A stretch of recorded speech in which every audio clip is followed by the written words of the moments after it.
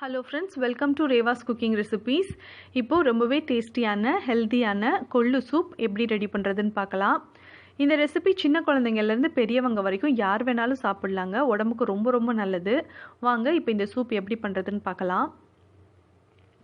ஒரு ஃப்ரையிங் பேனில் 3/4 கப் அளவுக்கு கொள்ளு பருப்பு எடுத்திருக்கேன். ஸ்டவ்வை மீடியம் ஃப்ளேமில் வச்சுட்டு இந்த கொள்ளு பருப்பை வாசனை வர வரைக்கும் நல்லா வறுத்துக்கலாம். இது நல்லா வறுத்ததுக்கப்புறம் எடுத்து ஒரு பவுலில் வச்சுட்டு இது நல்லா ஆறின பிறகு ஒரு தடவை நல்லா வாஷ் பண்ணிவிட்டு அதுக்கப்புறமா இந்த கொள்ளு பருப்பை ஒரு குக்கரில் நம்ம போட்டு வச்சுக்கலாம்.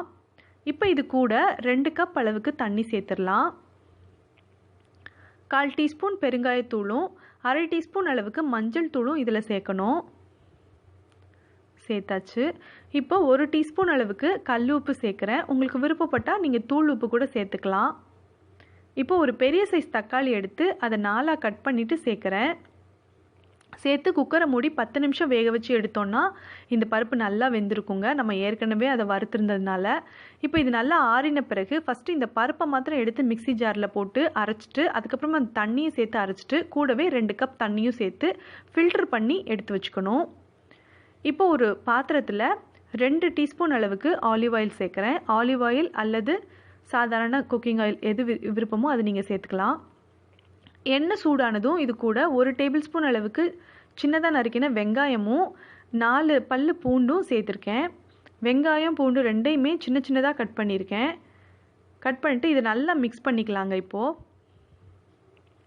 அது மாதிரி வெங்காயமும் பூண்டும் சேர்த்துருக்கும் போது ஃப்ளேமை வந்து லோ ஃப்ளேமுக்கு கொண்டு வந்துடுங்க. இது கொஞ்சம் வதங்கின பிறகு இது கூட 3/4 டீஸ்பூன் அளவுக்கு மிளகுத்தூள் சேர்க்குறேன்.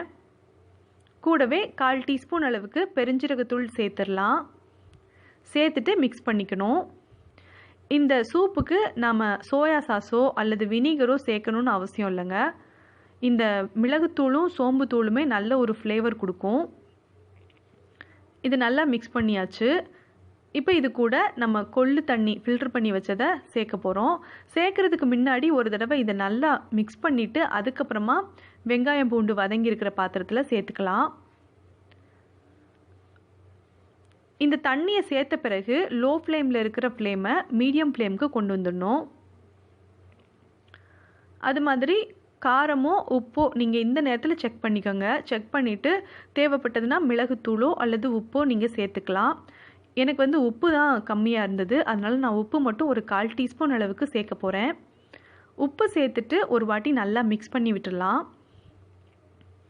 அது மாதிரி பொதுவாக நம்ம சூப் ரெடி பண்ணோம் அப்படின்னா 1 டீஸ்பூன் கார்ன்ஃப்ளவரை 1/4 டம்ளர் தண்ணியில் கரைச்சி சூப்போட திக்னஸ்க்காக நம்ம சேர்த்து மிக்ஸ் பண்ணுவோம். இந்த சூப்புக்கு அந்த மாதிரி கார்ன்ஃப்ளவர்லாம் சேர்க்கணுன்னு அவசியம் இல்லைங்க. இதுவே நல்லா திக்காக கரெக்டாக இருக்கும். இது நல்லா கொதிச்சு வரும்போது ரொம்பவே சரியாக இருக்கும். இது வந்து இப்போ மீடியம் ஃப்ளேம்லேயே வச்சு 5லேருந்து 7 நிமிஷம் வரைக்கும் நம்ம குக் பண்ணணுங்க. இந்த சூப்பை நீங்கள் சம்மரில் ட்ரை பண்ணுறதை விட வின்டரில் ட்ரை பண்ணுங்கள். ஏன்னா இந்த கொள்ளு பருப்பு வந்து உடம்புக்கு சூடானது. அதனால நீங்கள் சம்மரில் ட்ரை பண்ணுறதை விட வின்டரில் இதை செஞ்சு பாருங்கள். ரொம்ப ரொம்ப நல்லதுங்க. சளி இருந்தது அப்படின்னா இந்த சூப் வந்து அடிக்கடி செஞ்சு சாப்பிடுங்க. சளி வந்து சீக்கிரமாகவே க்யூர் ஆகிடும்.